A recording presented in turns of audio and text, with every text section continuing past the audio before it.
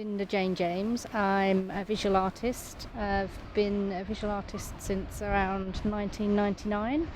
I was a chartered accountant, but gave that up to be an artist. My work is about finding things, really. I'm a bit of an improviser. I don't like to have anything in mind when I start my work, and I like to find things, pick it up and challenge myself to make things happen from nothing. I think the reason probably why I go about it is I value things that people throw away. I think there is potential in more things than people realise.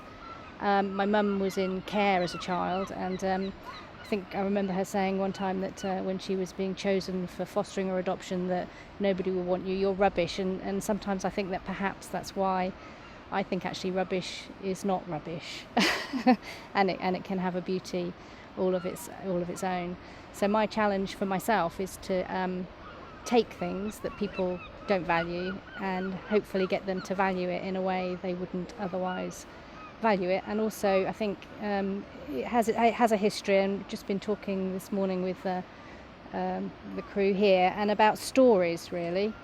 And I hadn't really thought until I came to Wales how important stories were, and storytelling in Wales is amazing, and I'm learning, I think, that there's a lot of stories in my work. I don't even know what they are, but I think I am aware when I pick up my bits and pieces that there is a story. Somebody somewhere has left a trace, they've left something of their story behind, and that's kind of what I pick up.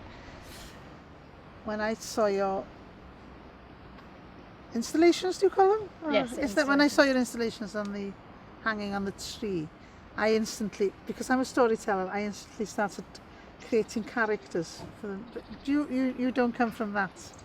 No. You don't think about... I don't think of them as characters, no, but they do have something about them. I was asked, how do I know that they're finished, and it's because they do have something of themselves, but characters is an interesting way of thinking about them.